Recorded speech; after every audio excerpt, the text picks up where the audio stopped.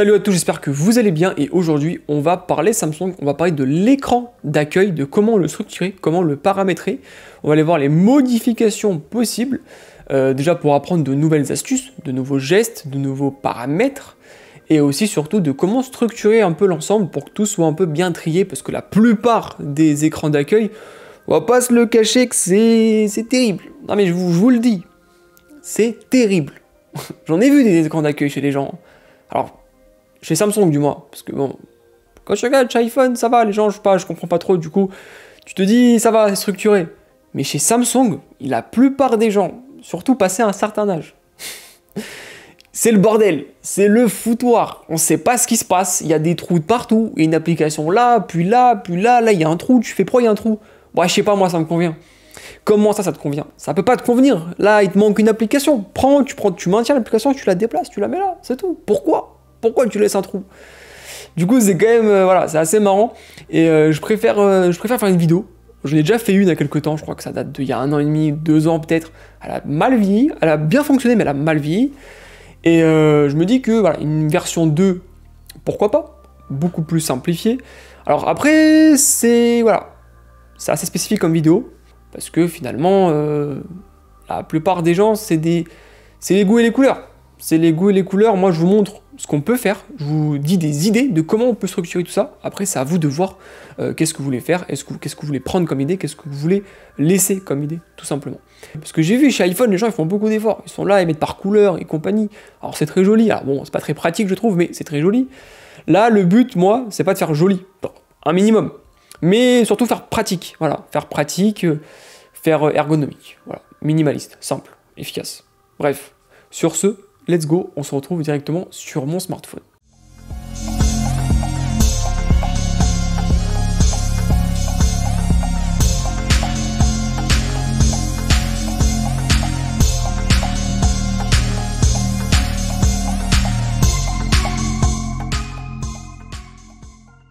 On se retrouve directement avec mon smartphone pour que je puisse vous montrer comment régler, comment paramétrer un écran d'accueil pour mettre les widgets, pour comment classer les applications. Alors il y aura pas mal d'applications qui seront floutées, alors surtout des dossiers qui seront floutés parce que j'ai pas forcément l'envie qu'on voit toutes les applications que j'utilise, je vais laisser les principales comme ça, d'autres je vais flouter, mais vous inquiétez pas, je vais tout vous expliquer. Première chose, ici on a plein de petits points qu'on peut voir, c'est le nombre de pages qui sont ouvertes, et là où on voit une espèce de petite maison, c'est la page principale. La petite maison, vous pouvez la mettre au milieu si vous voulez, voilà, vous pouvez faire une page au milieu, alors tout simplement, hein, c'est pas très compliqué, voilà, c'est comme ça qu'on prédéfinit une page, c'est en appuyant ici, voilà. On définit la page principale. Pour moi, pour le coup, je préfère la mettre ici. Je trouve que j'ai plus de sens à partir sur la droite pour aller voir mes autres applications. Il y en a, je pense, qui vont préférer la mettre au milieu et de pouvoir faire une partie pro à gauche et une partie perso à droite. Autre petit point, si vous maintenez, vous avez des paramètres qui s'affichent. Vous avez fond d'écran et style, voilà, vous allez pouvoir définir votre fond d'écran. Après, on a thème. Thème, là, du coup, Samsung qui propose. Alors moi, pour le coup, je ne l'ai pas installé. C'est pour ça. Mais en gros, thème, si vous l'installez, ça va vous permettre de changer vos petits icônes. Voilà, vos icônes d'application. Alors ça, je trouve ça un peu cheap. Franchement, ne le faites pas, s'il vous plaît. Après, c'est vous qui choisissez, je vous juge pas. Après, on a les widgets. Les widgets, évidemment, voilà, vous connaissez. On va en parler juste après, parce que comme vous pouvez le voir, je n'ai mis aucun widget pour le moment. Et on a les paramètres. Là, on va aller directement dans les paramètres pour régler d'abord notre page d'accueil. Disposition écran d'accueil. On a écran d'accueil unique, comme moi personnellement, comme j'ai actuellement, voilà, où il n'y a pas de tiroir. Il n'y a pas une page où vous allez swipe et ça va ouvrir une page avec toutes les applications. Moi, j'ai tout mis sur mon écran d'accueil. Mais vous pouvez faire ça, voilà. Vous allez avoir votre page d'écran d'accueil, qui sera normalement sur 1 à 2 pages, il me semble. Et vous allez avoir un grand tiroir avec toutes vos applications listées par ordre alphabétique ou par ordre d'utilisation. Ça, pareil, c'est une question pratique. Moi, personnellement, je suis pas fan pour le coup. Après, ça peut être intéressant dans certains cas. Par exemple, si vous avez la flemme de trier tout ça, évidemment, vous faites un grand tiroir, vous mettez vos applications principales, voilà, vous faites ça sur 2-3 pages, et après, le reste, vous le mettez dans votre tiroir. Ça peut se faire comme ça. Mais je trouve que quand vous avez beaucoup d'applications et que vous séparez vos téléphones en mode pro et perso, c'est là où ça devient un peu compliqué d'être assez organisé. Personnellement, pour cette vidéo, je vais prendre écran d'accueil unique. Voilà, c'est déjà appliqué. Grille d'écran. Alors ça, bien évidemment, c'est le nombre d'applications que vous allez afficher sur votre page d'accueil. Moi, personnellement, j'ai une bonne vision pour le moment. Je préfère mettre le plus possible. Ça permet de gagner d'espace. Je trouve ça plus joli, à vous de voir. Ça, c'est une question de vue.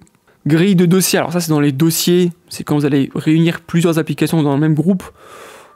Franchement, mettez le plus grand, ne vous embêtez pas.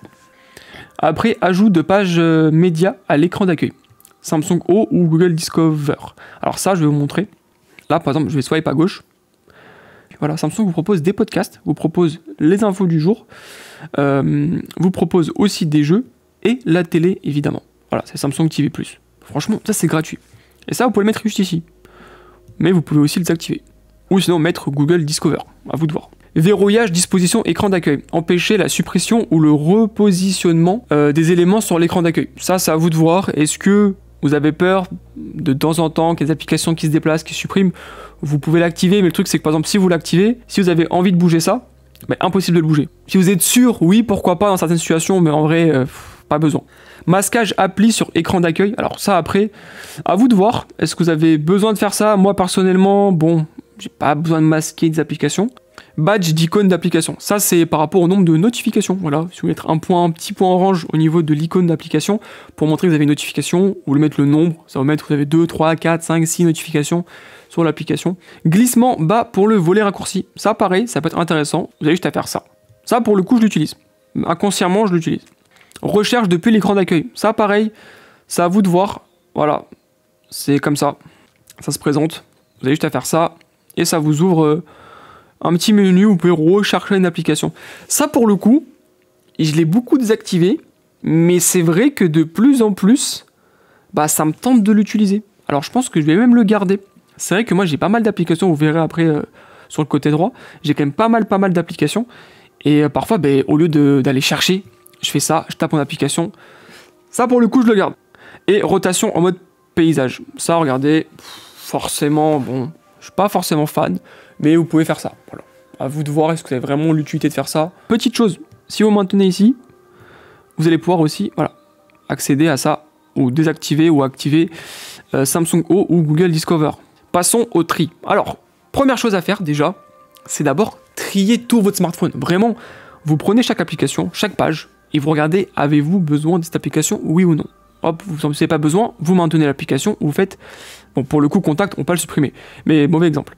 Mais par exemple, le Bing, je fais ça, je maintiens, hop, je peux faire désinstaller. Hop, comme ça au moins ça part. S'il y a écrit supprimer, c'est pas pareil. Supprimer, vous allez le supprimer de la page d'accueil. Il faut bien évidemment cliquer sur désinstaller. C'est deux choses différentes, faites attention. Vous pouvez aussi, en maintenant sur l'icône application, accéder au widget ou sélectionner plusieurs applications pour par exemple désinstaller un groupe ou créer un dossier. Voilà, à vous de voir. Si vous créez un dossier, exemple, par exemple là, hop, on va prendre plusieurs applications. Alors ça va être un peu relou, mais c'est pas grave. Vous faites créer dossier, hop, ça vous crée un petit dossier juste ici. Vous pouvez le nommer, évidemment, vous pouvez le supprimer. Vous pouvez changer sa couleur aussi, même sa palette si vous avez envie. Je vous ai montré comment créer les dossiers, je vous ai montré comment paramétrer tout ça. La première étape, comme je vous ai dit, c'est d'abord de paramétrer. Deuxième étape, c'est de faire un tri général. J'espère que vous l'avez fait, le tri général pour le coup. On va arriver à l'étape 3. Une fois que vous avez tout trié, que vous avez fait libérer l'espace, que par exemple vos applications sont mieux organisées, à ce moment-là, vous commencez à créer des dossiers. Mais pour créer des dossiers, on ne les fait pas n'importe comment. Alors là, j'ai ma page pro, et moi, comment j'ai organisé tout ça? J'ai mis les applications que j'utilise le plus. Vous mettez 5, 6 applications, voilà combien vous avez d'espace, toujours vers le bas. Je trouve ça plus joli, personnellement, et plus pratique avec le doigt. Et vous mettez vos applications que vous utilisez le plus, et juste au-dessus, vous pouvez créer des dossiers. Moi, j'ai créé un petit dossier inspiration, un dossier retouche, et un dossier téléchargement. Ce qui fait que j'ai besoin spécifiquement de quelque chose, je vais aller là. Mais là, c'est plus vraiment des dossiers sur des applications que j'utilise le moins, ou par exemple, il y a trop d'applications, comme par exemple, j'ai un dossier où il y a toutes mes applications liées aux achats que je vais acheter sur Internet. Bah là, pareil, je vais pas créer une page entière pour Internet, sinon je vais trop dépenser, parce que je serais trop tenté de dépenser. Alors que là, j'ai juste à mettre ça dans un dossier où il n'y a que des applications liées aux achats, tout simplement, où je vais mettre Amazon, je vais mettre Igral dedans, je vais mettre Le Bon Coin, Vinted, bref, je vais mettre tous les trucs dedans, et au moins c'est plus simple, tout organisé. Après, je vais créer un dossier nourriture, où je vais avoir les trucs pour un McDo, les points Burger King et compagnie. C'est des exemples que je donne, mais voilà, des exemples assez concrets. Après, j'ai créé un petit dossier où tout ce qui va eu à la banque, la banque, après tout ce qui va être lié administratif. Vous pouvez faire un dossier réseau aussi, par exemple moi, vous pouvez le voir, hein. Là j'ai fait des réseaux Messenger, Instagram, TikTok, ceux que j'utilise le plus. Et après à côté, par exemple, vous pouvez mettre d'autres applications que vous utilisez beaucoup moins. À vous d'organiser tout ça. Mais le but c'est que tout soit structuré. Je peux donner mon exemple. Voilà, on va commencer par la première page. Première page, c'est très simple. Première page, j'ai mis application Samsung que j'utilise le plus, calculatrice, notes, contact. Après, j'ai mis des applications Google comme YouTube, YouTube Studio, Google, Gmail, Maps. Voilà. C'est, on va dire, vraiment mes basiques que j'utilise le plus dans une journée, lesquelles j'ai besoin d'y accéder assez rapidement. Après, tu as la barre principale juste en bas où moi, là, personnellement, j'ai mis mes messages, galerie, appareil photo, téléphone et Deezer. Pareil, hein, c'est un peu ce que j'utilise le plus souvent. Deuxième page, c'est un peu la suite de la première, mais avec d'autres applications. Là, par exemple, on va voir tout ce qui va être lié, tout ce qui va être lié, pareil, au mail, tout ce qui est à la traduction, au moteur de recherche, au réseau, à des outils comme ChatGPT, Shazam aussi. Autre page, page pro. Là, ça va être lié à la retouche. Là, du coup, j'ai mis toutes mes applications de retouche photo et j'ai créé des dossiers aussi. Là, après, on arrive à la dernière page. Et là, tout simplement, c'est un peu le reste. Voilà, c'est le reste d'applications que je vais utiliser au dernier moment. C'est vraiment spécifique. Et là, pour le coup, j'ai fait deux lignes en fait de gros dossiers où tout est bien structuré. Entre, par exemple, tout ce qui va être lié à l'audiovisuel. Et après, à côté, voilà, j'ai fait mes trucs, comme je vous ai dit, hein, administratif, achat, application domotique, autre application Samsung aussi, que je n'utilise pas pour le coup, réseau, que j'utilise beaucoup moins. Vraiment, vous devez tout organiser dans des tiroirs, dans des dossiers, c'est bien plus simple. Ça me fait 4 pages qui sont totalement structurées. Ce qui manque, c'est juste mettre des widgets. J'ai tout trié, je sais ce que j'utilise, je sais ce que j'utilise pas. Et dans tous les cas, si j'utilise pas, c'est stocké ici, ça me dérange pas. Visuellement, c'est propre, ça m'embête pas trop, c'est assez cohérent dans la structure. Commencez par faire ça. Et après, là, on va commencer à mettre les widgets. Et après, on va voir le fond d'écran. Je vais vous montrer où on peut trouver des jolis fonds d'écran. Pour les widgets, j'ai fait une vidéo où je parlais des widgets. Et ce que j'ai fait, en fait, c'est que j'ai laissé tous mes widgets sur place. Maintenant, je vais juste les prendre et je vais tout replacer directement, en fait, sur mon menu. Après, dans votre cas à vous, je suppose que vos widgets ne sont pas tout à droite, hein, parce que vous n'avez pas fait ça en amont. Moi, j'ai fait ça juste avant. Vous, vos widgets, normalement, ils vont être juste ici. Voilà, vous allez ici, vous vérifiez vos widgets, vous les sélectionnez. Si vous voulez, j'ai fait une vidéo où je parle des widgets, des meilleurs widgets, de mon top widget. Vous pouvez aller la voir. À ce moment-là, vous allez pouvoir prendre les mêmes widgets que moi, ou tout simplement vous copier ce que j'ai pris dans cette vidéo si vous avez l'envie. On se retrouve juste après, une fois que j'ai structuré ça, il y aura une petite coupure, comme ça sera bien plus simple. Et après, je vous expliquerai pourquoi j'ai mis ça là. On se retrouve juste après. On se retrouve 10 minutes après. J'ai pris un peu de temps. J'ai laissé 2 étapes quand même, qu'on va faire juste après ce que je vais vous montrer là. J'ai mis tous mes widgets. La première page, j'ai mis météo. J'ai mis petit widget santé pour voir le nombre de pas, le nombre de calories aussi. J'ai mis un petit widget lié à mes Galaxy Buds Pro pour voir l'autonomie et pour voir aussi les touches de contrôle. Là, j'ai mis une petite photo, une petite image de ma galerie. Sur la deuxième page, c'est très simple. J'ai mis mon temps d'écran, j'ai mis mon réveil, Shazam, une photo et le nombre d'heures que j'ai dormi, voilà, le sommeil. Petite page un peu tracking, ça peut être pas mal. Troisième page, j'ai mis tous mes rappels avec le widget Reminder. J'ai juste à prendre et à mettre une petite note, comme ça une chose à faire ou pour pas oublier un rendez-vous, quelque chose comme ça.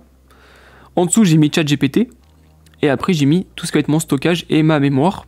Dernière page, très simple, calendrier et Google Traduction. Maintenant, il reste une chose à faire. Ça va être de gérer la transparence de nos widgets. Mais avant de gérer la transparence de nos widgets, comment on y accède? Vous maintenez paramètres, et là, noir, blanc, et hop, transparence. Pour le coup, tout va dépendre en fait de votre fond d'écran. Avec ce fond d'écran-là, moi personnellement, je prendrais du blanc, même noir, ça passerait bien en vrai. Peut-être noir pour le coup. Et je mettrais par exemple entre 40 et 20%. Même 50, ça passe. Après, en vrai, en soi, il y a tout qui passe, mais après, c'est les préférences. Bon, je modifie tout et on se retrouve juste après. Bon, j'ai mis 80%. Je vais voir ça juste après avoir sélectionné mon nouveau fond d'écran. Fond d'écran, moi, je vous conseille quoi? C'est Itspadio. Itspadio, c'est parfait. Moi, personnellement, j'ai l'application directement. On démarre Itspadio, c'est wallpaper, Itspadio wallpaper ou wallpaper, quelque chose comme ça. Il y a vraiment pas mal de fonds d'écran qui sont fortement sympathique. Alors pour les fonds vidéo, comme là je filme, c'est bien mieux quelque chose qui est un dégradé de couleur. Ça rend quand même beaucoup mieux que par exemple si je mettais un paysage. C'est pas mal, mais pour une vidéo, pour qu'on puisse apercevoir les widgets et tout, c'est moins visible, je trouve. À vous de voir ce que vous préférez. Moi, je vais mettre un petit fond coloré avec un petit dégradé, ça sera pas trop mal, je pense. Et tous les fonds d'écran sont gratuits. Vous avez tous les fonds d'écran iOS, Samsung, Xiaomi, vous pouvez retrouver Google aussi, voilà, les fonds d'écran officiels des derniers smartphones. Ça, c'est vraiment, vraiment pas mal. Bon, après avoir fait quelques recherches, pour la vidéo, je vais sélectionner celui-ci. Un petit dégradé, alors, je pense pas que je vais le garder juste après. Mais pour pas passer... Ah, pour le coup, il y a quand même une petite pub TikTok. Alors, juste après, vous faites Save in the Gallery. Voilà. Ouvrir une seule fois. Et là, on fait définir comme fond d'écran, verrouillage et accueil. Et voilà ce que ça donne. En vrai, c'est pas mal. Franchement, c'est pas mal du tout. Moi, personnellement, j'aime bien. En plus, du coup, ça permet de garder les widgets un peu dans l'ombre, sans qu'il y a trop de dégradés qui gênent la visibilité. Et en même temps, on a nos applications qui sont éclairées en bas. Pour le coup, c'est pas trop mal. Après, voilà, c'est les goûts et les couleurs. Moi, personnellement, j'ai fait ce genre de disposition-là.